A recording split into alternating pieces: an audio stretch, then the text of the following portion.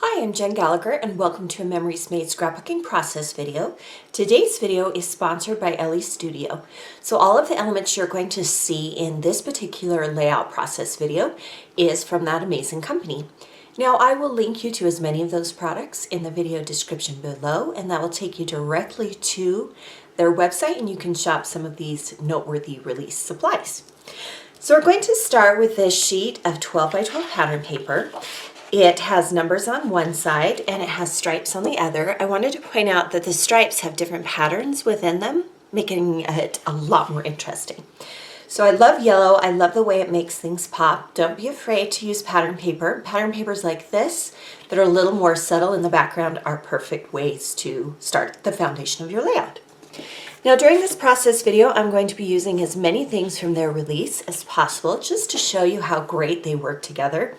I love the colors that they select, and all of their products can be easily mixed and matched. So I'm going to be using things like journaling cards, ephemera pieces, stickers, stamps, and more. Now to this particular tag, I have tied some white twine just to dress it up a little bit. And then we're going to add two pieces of pattern paper. One is a Swiss dots and a grid on the other side. One is a graph paper and a gray heart.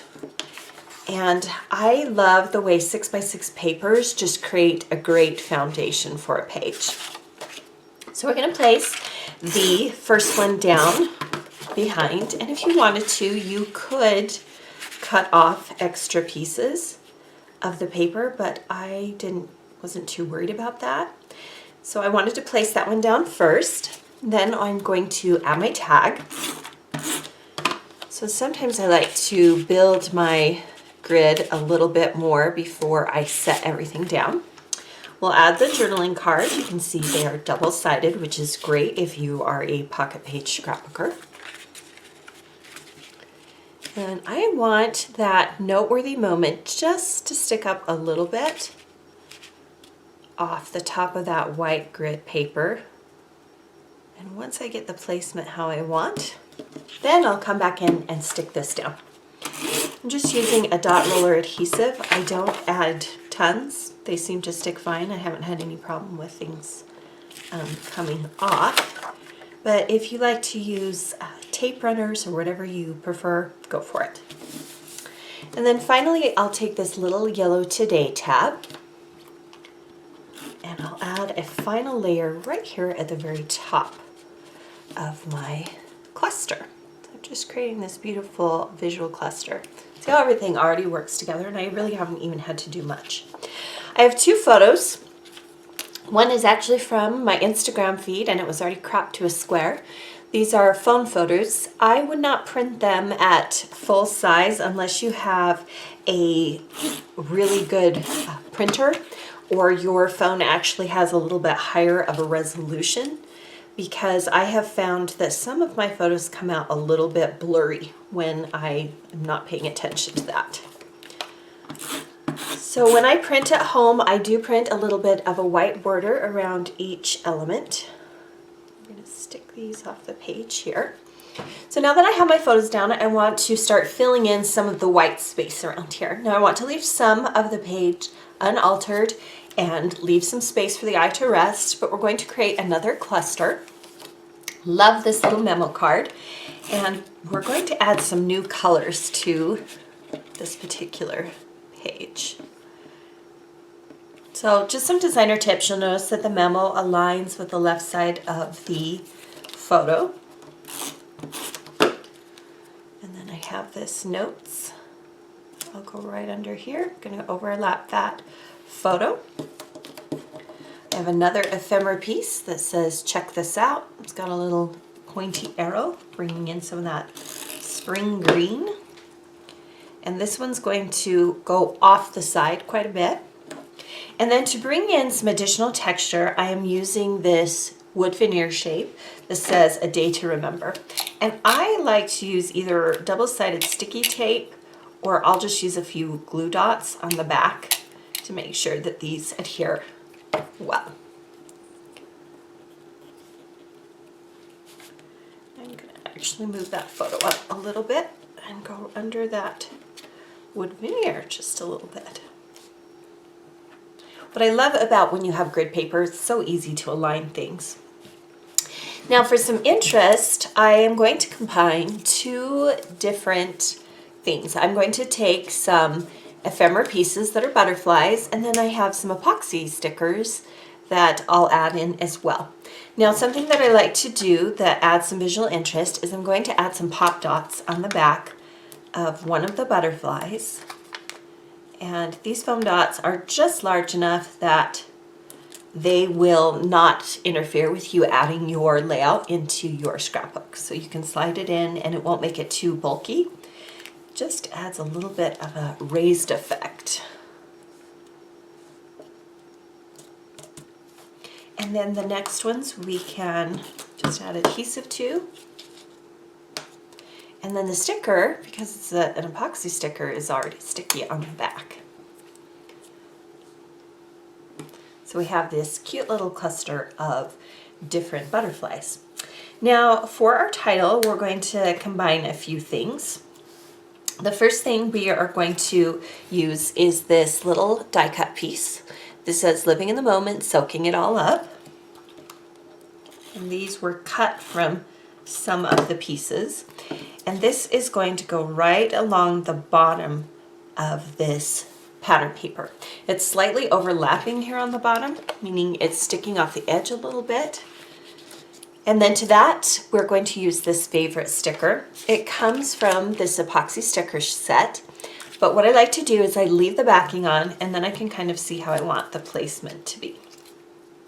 So that saves me, once you stuck these epoxy stickers down, they stick really well. So you want to make sure that you like the placement, and I'm centering it between the photo.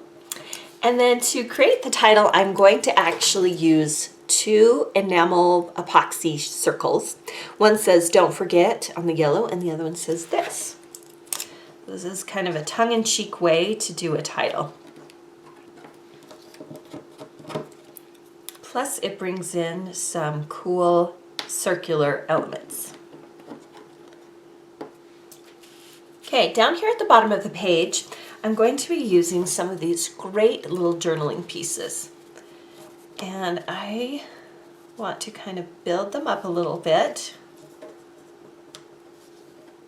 And then the only one I'm going to stick down right now is this little gray one that says documenting life's moments, because I'm going to stamp on the other two little element pieces. We can go ahead and stick this down.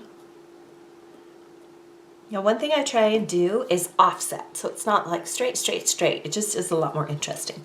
Okay, we're going to take these two off, and I'm going to show you one of my favorite stamping tools. This is called the Misty, and how it works is you open it up like this, and there are two magnets, and you place your stamp onto the grid paper, and then the magnets will hold the element in place. Then what you'll do is you will find any of the stamps that you want to use. So for instance, I think I'm going to use the facts for this one.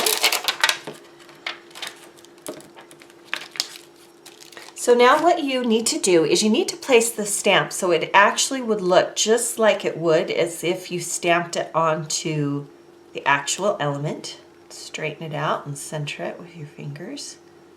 And these acrylic stamps like to stick to your fingers, so it might take a second. But you get it centered, and then you close the top plate and you press it onto the stamp, and then it gently lifts off. So your stamp is over here, your image is still placed over here. You don't want to move it too much. I like to use Memento Tuxedo Black ink. It's a great ink, really strong.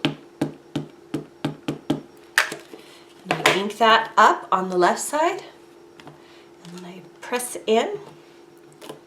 And if I feel like that stamp is not as dark as I want, here's the cool part, is I just re-ink it, and because those magnets are holding that element in place and the stamp isn't slipping and sliding, it's going to stamp in the exact same place.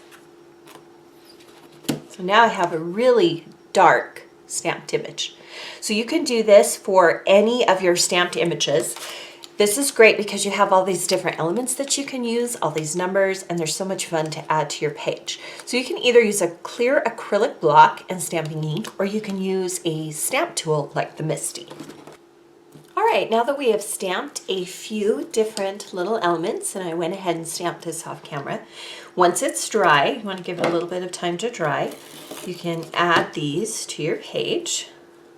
And again, remember to offset them. Leave a different space in between, change it up from side to side.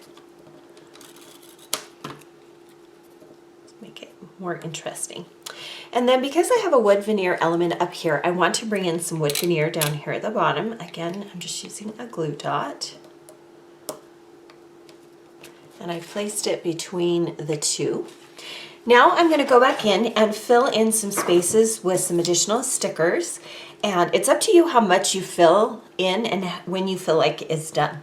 If you have any question about placement, just cut a piece with the sticker backing behind, and that will give you a good idea of how things are going to look. Or if you feel confident, just dig in. I like that on this sticker sheet it has some smaller elements, which I think will look cool. So you have a couple of different sizes here. Let's adjust these a little bit. You can bring in some additional like hearts or stars. I'm trying to decide here what I want to do. Do a yellow.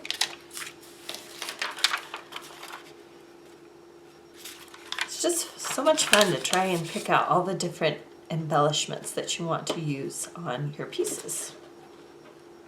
And there's so much to choose from in this Noteworthy collection. So I think I want to add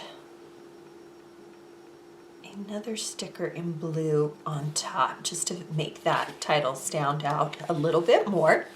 But here's a layout that uses the Elle Studio Noteworthy release. Be sure to check out all of the release on their website. Again, the products are listed in the video description below. If you like this video, take a moment to subscribe to my YouTube channel and look for additional scrapbooking process videos on my channel coming soon.